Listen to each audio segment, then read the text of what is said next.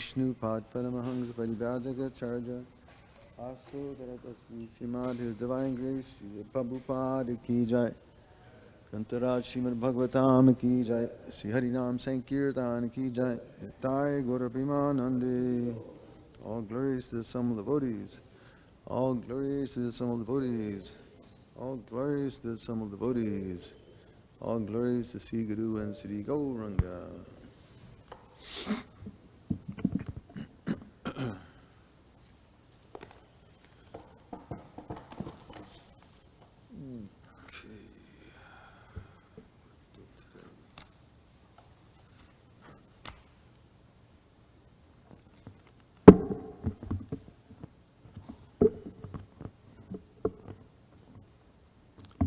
Om Namo Bhagavate Vasudevaya. Om Namo Bhagavate Vasudevaya. Om Namo Bhagavate Vasudevaya.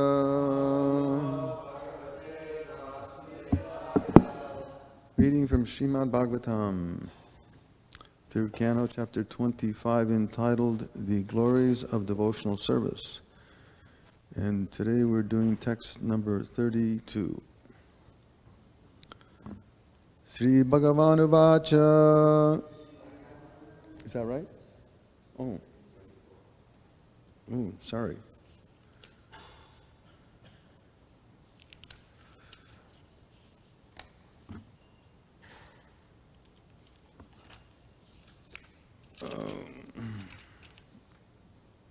Text 32, right? Yeah, that's what I was told.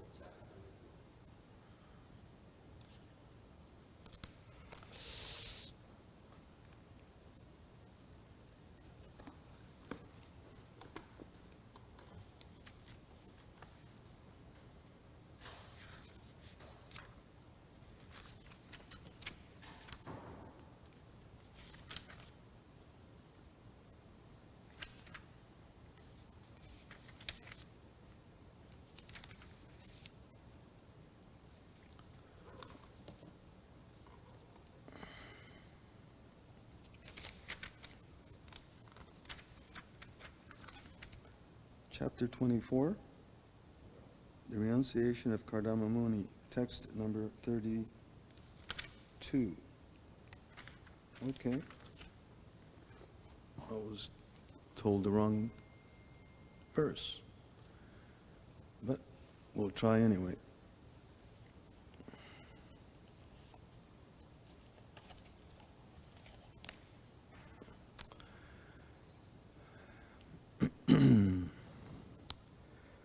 Tvām sūribhis tattva-bubhutsayāddhā sadābhivādārhaṇa. That's a good one. Sadābhivādārhaṇa. sadābhivādārhaṇa-pāda-pīṭham aiśvarya-vairāgya-yaśo vabodha vīrya-śriyā pūrtam ahaṁ prapadye tvām sūribhis tattva-bubhutsayāddhā tvām sūribhis tattva-bubhutsayāddhā. Sorry, I'm just destroying this verse. Sūribhivādārhaṇa-pāda-pīṭham sadābhivādārhaṇa-pāda-pīṭham aiśvarya-vairāgya-yaśo vabodha, aiśvarya-vairāgya-yaśo vabodha, vīrya-śriyā pūrtam ahaṁ prapadye, vīrya-śriyā pūrtam ahaṁ prapadye, taṁ sūribhis tattva-bubhutsayāddhā, sadābhivādārhaṇa-pāda-pīṭham, aiśvarya-vairāgya-yaśo vabodha, vīrya-śriyā pūrtam ahaṁ prapadye.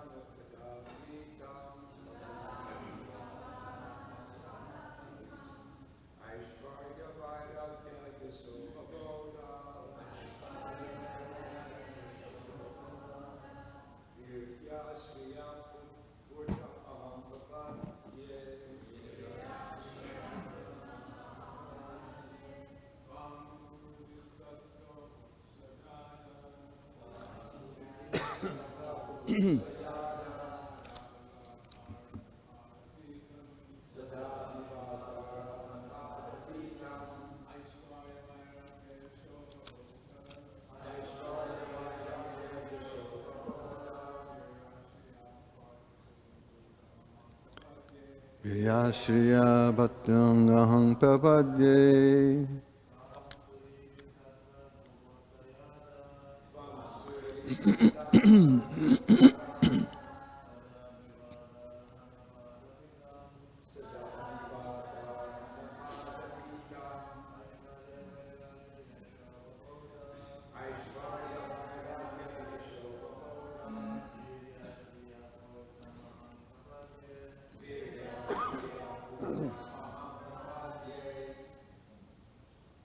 Ladies?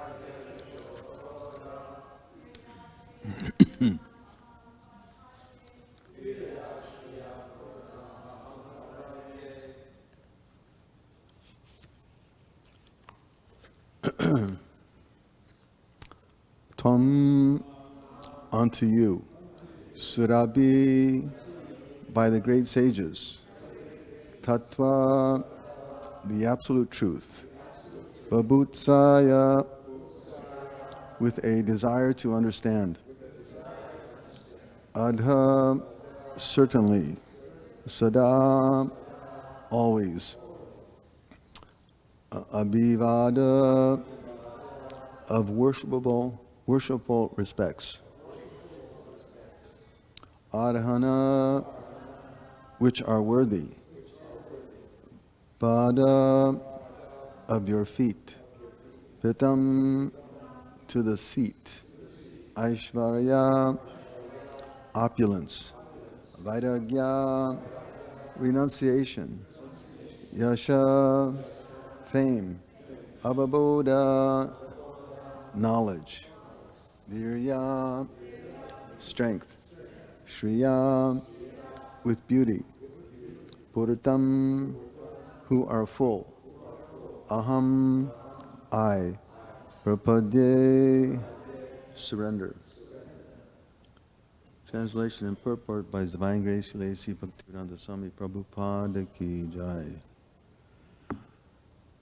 Translation. My dear Lord, your lotus feet are the reservoir that always deserves to receive worshipful homage from all great sages eager to understand the absolute truth. You are full in opulence,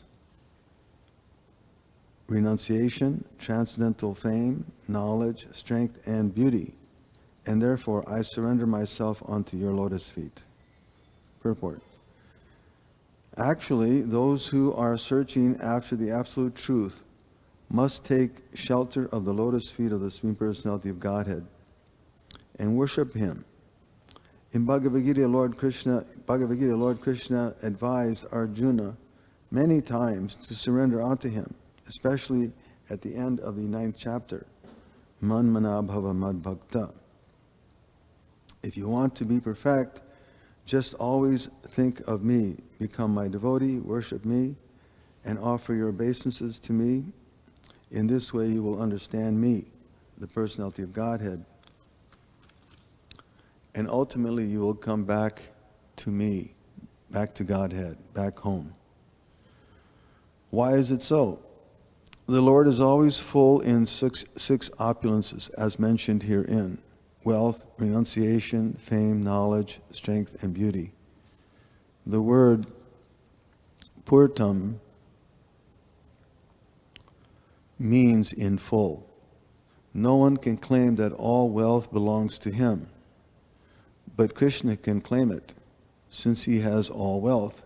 Similarly, he is full in knowledge, renunciation, strength, and beauty. He is full in everything, and no one can surpass him. Another one of Krishna's names is Ashamurdva, which means that no one is equal to or greater than him.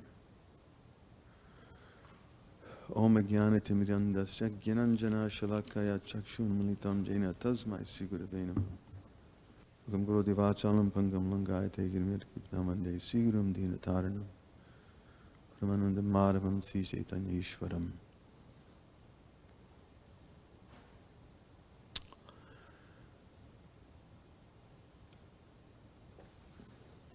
So here where Srila Prabhupada is explaining that if one is actually searching for the absolute truth, one must take shelter of the personality of Godhead and worship Him. And so the question is one actually looking for the absolute truth? Just like if you go to the marketplace and you go to a hardware store and you're asking for gold, they'll not be able to help you. One has to first recognize or understand what is gold. What are its qualities? In other words, one should understand what you're looking for. Otherwise, it's so easy to be cheated, right? We go to the marketplace and sometimes we ask people, is this actually silver? And they'll tell you, yeah, sure it is. Right? And then as soon as you polish it one time, it turns out to be pretty disappointing. It's not actually gold. It's something else, or it's not actually silver, it's something else. So one has to be intelligent enough to understand or recognize the qualities of what you're looking for. Otherwise, again, it's so easy to be cheated. And in the conditioned world, people are eager to be cheated. We see it practically every day. Everyone is eager to find some quick fix. I have some illness, I need a quick remedy. So we go to anybody down the street who has a big sign this is, Dr. So-and-so's office, and he has the magic elixir, right? You see some of those old-time movies, and they have a fella come into town, and he has the magic elixir, and he yells it out that this elixir can do anything. It can grow hair, it can solve any problem, it'll brush your teeth, you can do anything with this magic elixir, just give some payment. And people are so foolish as to take it. And so one has to recognize what you're looking for, otherwise it's so easy to be cheated. And certainly there are many persons eager to cheat. And therefore we have this wonderful instruction given in the Bhagavatam, the blind leading the blind. And that is the case in the material world. The living entities in search of some kind of quick fix or happiness is looking for some quick remedy, but the remedy is not there. But someone poses themselves as some magic maker, some magician. So, first of all, one has to be sincere, to be looking for the absolute truth. And as Prabhupada points out here, if one is searching after the absolute truth, one must take shelter of the personality of Godhead and worship Him. Ooh, why that? Why Krishna?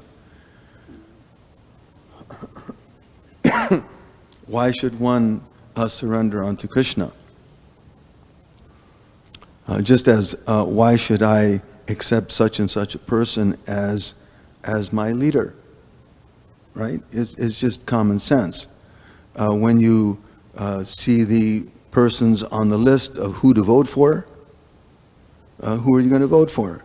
Are you going to vote for the person who's a criminal, who's indicted, who's a cheater in every respect? Or are you going to vote for someone who is trying his best and at least has some more morality in life? Of course, these are mundane examples.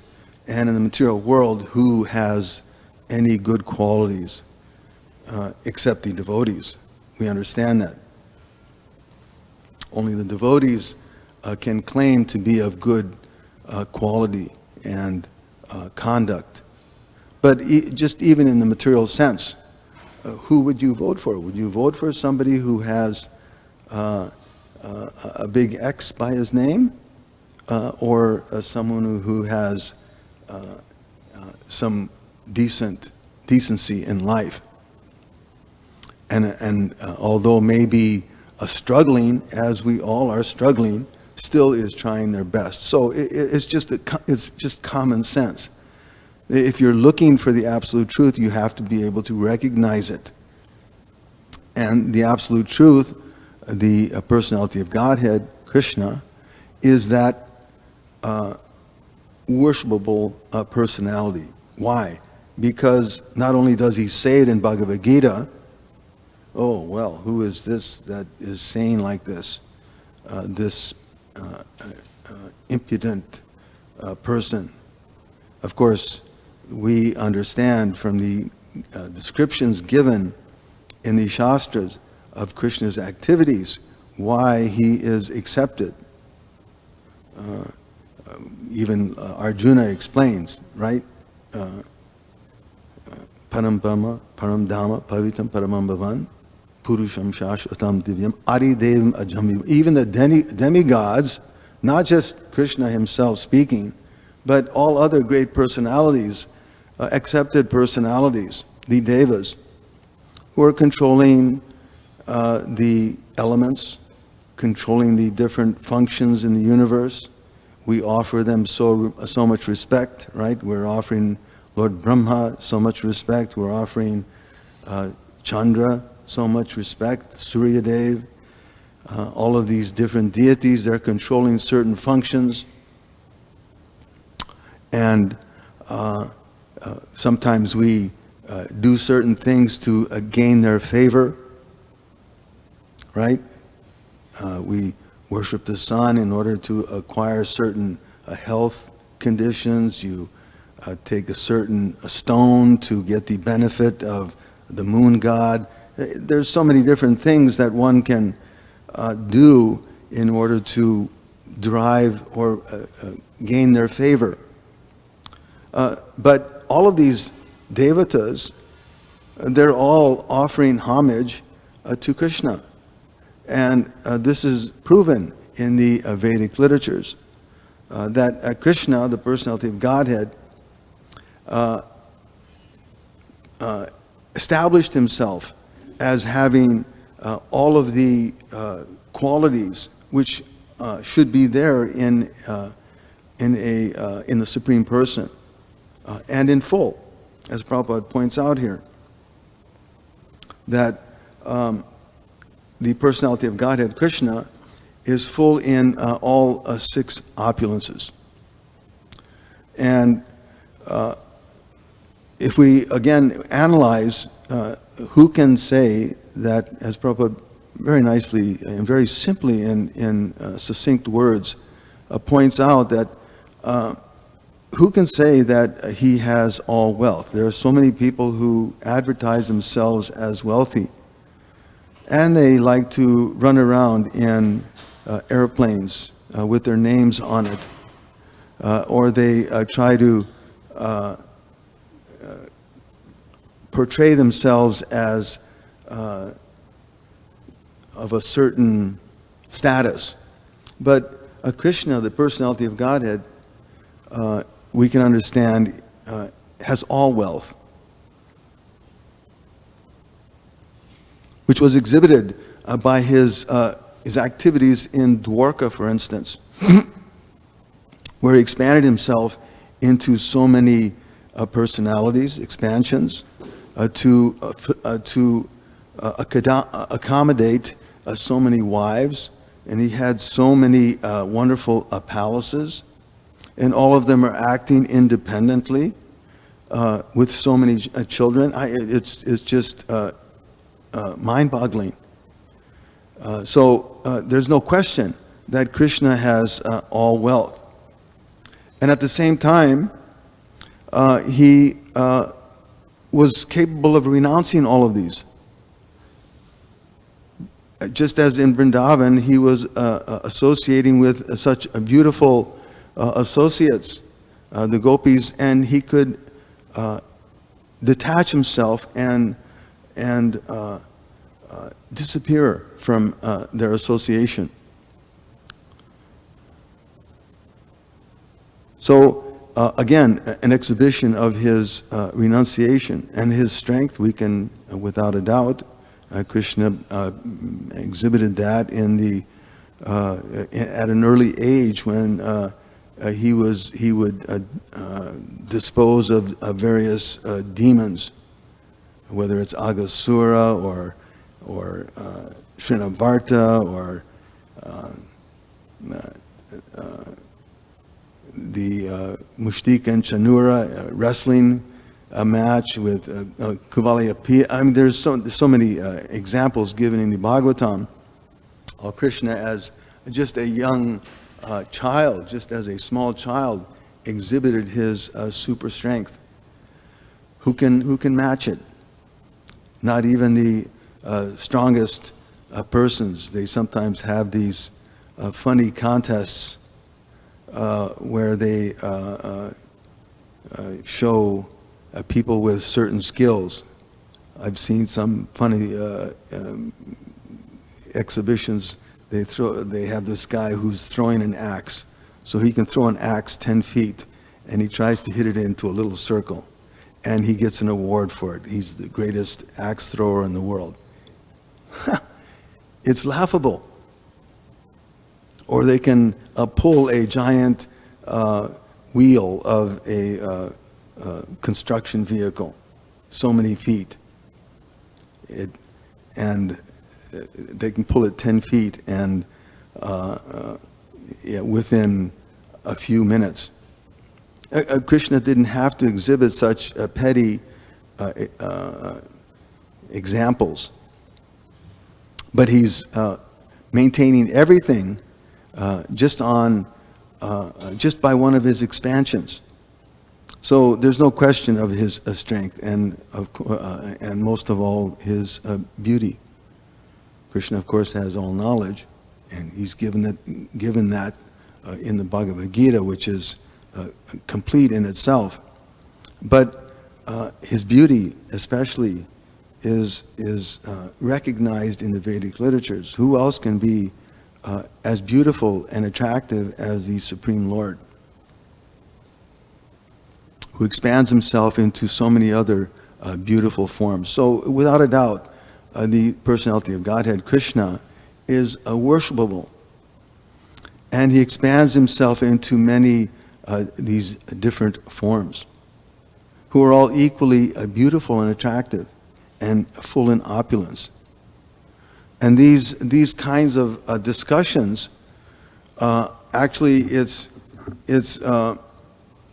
interesting to note that Krishnadas Kaviraj Goswami, in the beginning of Chaitanya Charitamrita, when he starts talking about the qualities of Sri Krishna, and he begins to bring in how the Lord has now descended in the age of Kali as Chaitanya Mahaprabhu, is non-different than that Lord Krishna who appeared some thousands of years earlier. And how all of these forms, they're all one and the same. How they may sometimes be addressed as Govinda, or Vamana, or Narayan, Krishna, or Chaitanya. And although it may seem controversial,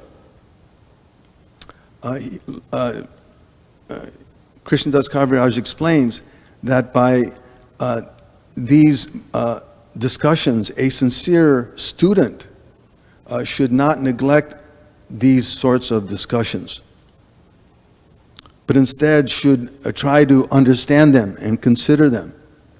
And because by their discussion, the mind will become strengthened. So just as we're discussing Srimad Bhagavatam regularly in Bhagavad Gita and all other bona fide shastras, we discuss them regularly to strengthen the mind. And why is that? Is because that strengthening of the mind attaches one to Krishna. And when that comes about, Krishna explains in the Bhagavad Gita, Bhaktosi me, what is that? Manmana bhava madbhakto madhyaji mam namaskaru mam evaishasi satyam te pratijane priyosi me. He explains that by that attachment to me, you'll develop a love for me and you'll come to me. I guarantee that coming to me because you are my friend. So it's important to note that these discussions about the qualities of the Lord, establishing him as the Supreme Personality of Godhead, are important for us to understand, just to strengthen our own resolve and strengthen our own minds, but to develop an attachment for hearing about the personality of Godhead. Just as in this verse, it's Srila Prabhupada again is pointing out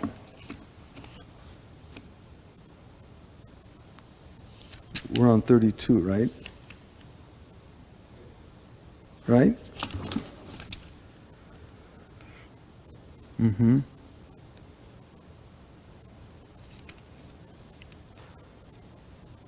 That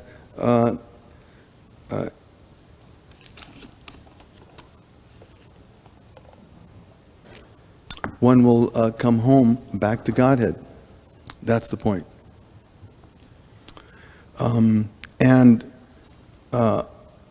Srila Prabhupada points out, why is it so? That is because the Lord is always full in those opulences, and because He's capable of fulfilling His promises.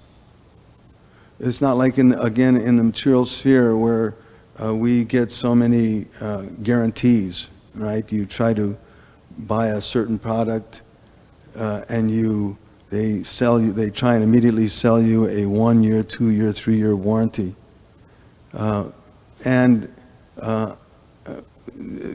It's planned obsolescence. It's obvious.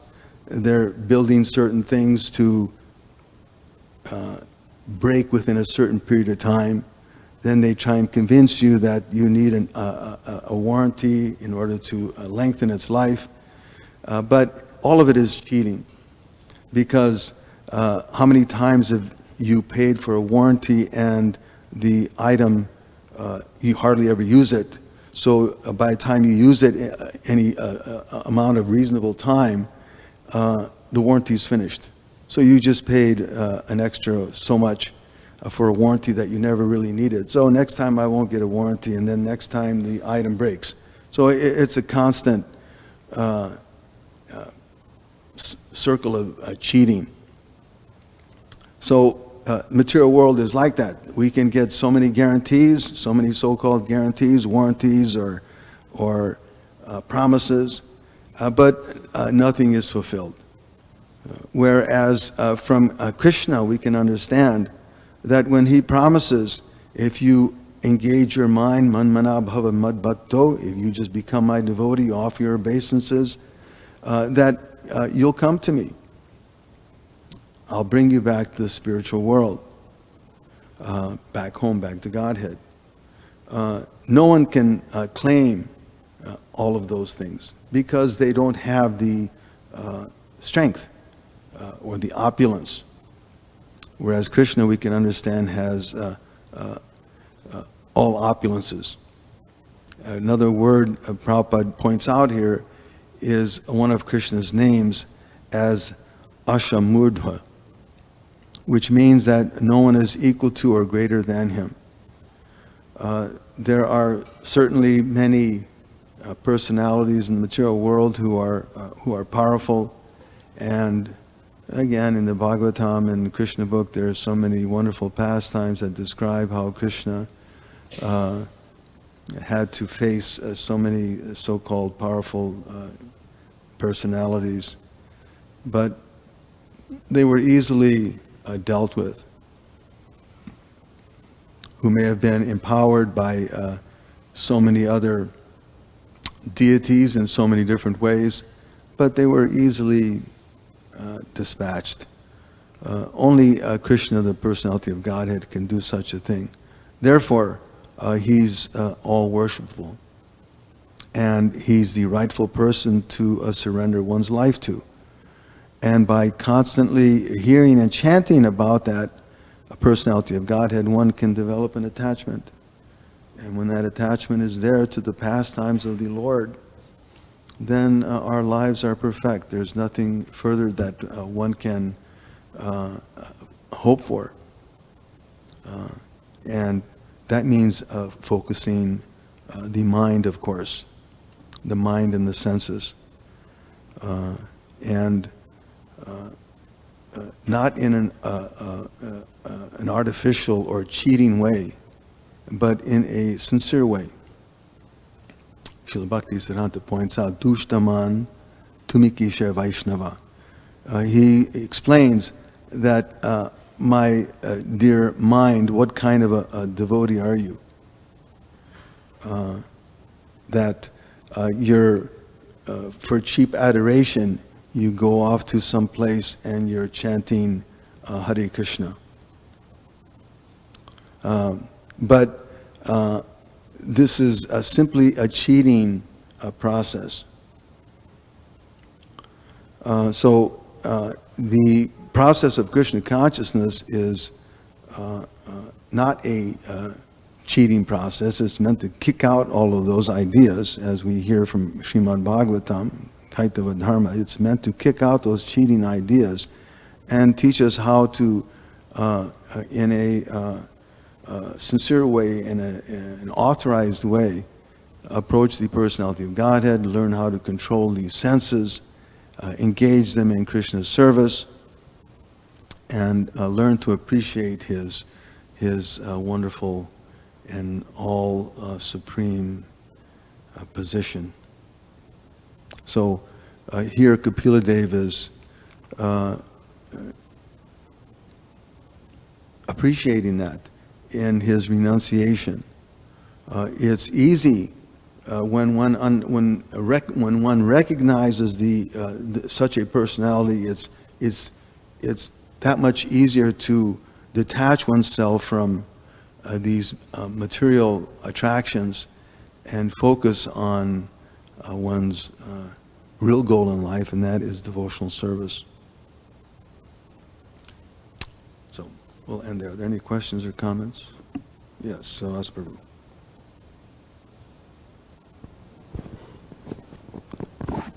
Thanks for a nice class, Nakama, although you didn't expect to speak on that verse.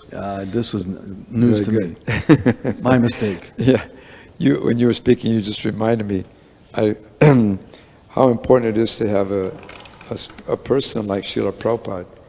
Because in the early days of Krishna consciousness, even previous to that, there were so many incarnations of Krishna.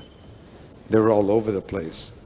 You know, practically speaking, Prabhupada even mentioned that practically in every village in India, there'd be an incarnation of Krishna. And they were, you know, like they were God. So, although their activities weren't even, you know, anything, I mean, they were just like sometimes a person in a village would call himself Jagat Guru. But Prabhupada said that he wouldn't go any further than the boundary of the village. Yeah. You know, but he would call himself Jagat Guru. And it also reminded me of how Prabhupada really just by himself was able to defeat this whole understanding. Because in early days, I recall that they had Guru Maharaji. And those of us that have been around for a few years, we have heard of Guru Maharaji. He came to America with his mother. She was Yasoda. He was Guru Maharaji, and then there was Balaram, his brother. Yeah. And they actually came to America, and they had tens of thousands of people coming to their, like, we were in Denver at that time, and he filled an auditorium, this little Guru Maharaji. And then if you went there and you saw him, he didn't do anything. He just maybe said 2-3 words, but he raised his hand or something and blessed everybody. Yeah, he had a good smile. And a big smile. And he wore, you know, like he wore a crown. You know, like he had a Krishna's mukut on top. Yeah, just crown. And then his mother, Yashoda, was there. And of course, she was more the spokesman. She was the power, because she's the mother, so she was Mother Yasoda. Yeah. And she would really, you know, just hammer that this is Krishna. And then we see that, you know, Srila Prabhupada came. And he just exposed all these rascals, you know, just like a verse like this in the Srimad Bhagavatam. And even to the point that Prabhupada was so powerful that they interviewed Srila Prabhupada one time, and they asked him about Guru Maharaji, and Prabhupada says, I take boot and kick on his face. So this is how powerful Prabhupada was. And he was able to single-handedly just expose all of them. Yeah. Because people are so ignorant, you know, that someone can just speak, you know, they know how to speak. And everybody goes, yeah, you know, he's great. He's the greatest person, you know, he's God, you know, and he's this and that. I was just thinking how Prabhupada exposes all these people, and especially in the Bhagavatam here. So it reminded me of all that was going on, and how it's important to have a pure devotee of the Lord who exhibits the qualities of a saintly person. And those aren't cheap. It's just not that something comes out of your mouth that you want to hear, and then they're great. You know, people can speak so many nonsense things, but unless we as devotees aren't aware and know the difference between a charlatan and a person who's genuine, because people, they're not looking like that. They want to find somebody that thinks like they want to think. and they get bamboozled.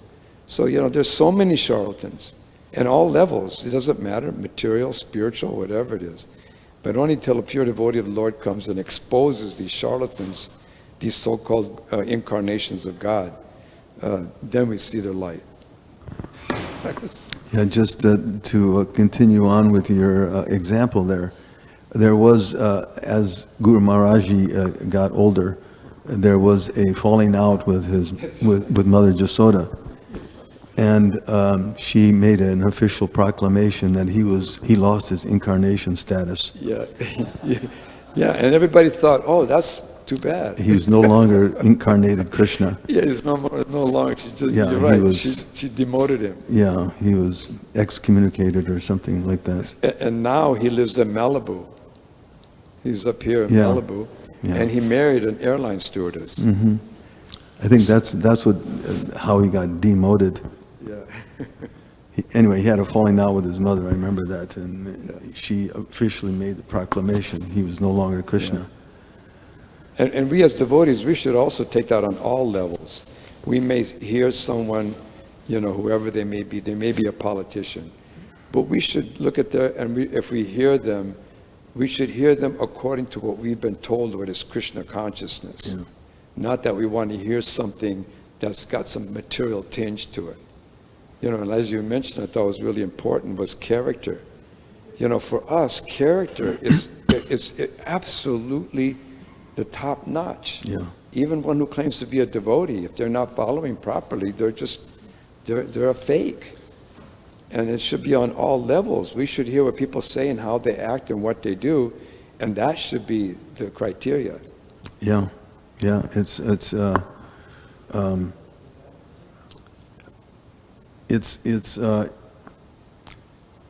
again important to add to what you just said that the quality of a devotee has to be what establishes one as a devotee is his qualities and not his the externals, birth, color, education, this thing or that thing. These are all inconsequential in terms of what makes a devotee. And the pure devotee, the sincere devotee, he can go anywhere and everywhere and talk to any class of people in whatever their condition may be and bring them out of that material condition and bring them to the process of devotional life. That is what qualifies one to get the mercy of Krishna. The devotee becomes empowered by his desire to sincerely engage a conditioned soul. And that conditioned soul can be in no matter what condition, become qualified by that association. So we can't put a border around, I can only talk to this person or that person, only these people, or this community, or this city, or this neighborhood, or this village. No, that's not the process of Chaitanya Mahaprabhu. That is not the process that we are following in the Krishna consciousness movement, and that's not the example that Srila Prabhupada set. He went to the lowest places and brought out persons who helped him establish a Krishna consciousness movement which is revolutionizing spiritual life in the whole world, in the whole universe. We can't put any limitations or labels on what he was able to do and what his sincere followers are now able to do. What we have now is a result of Srila Prabhupada engaging the lowest personalities and creating the greatest gift. And for us to start thinking that, well, I can only do this or I can only do that, you're missing the point. You're going to miss the boat. You may miss the boat. Srila Prabhupada ki jai.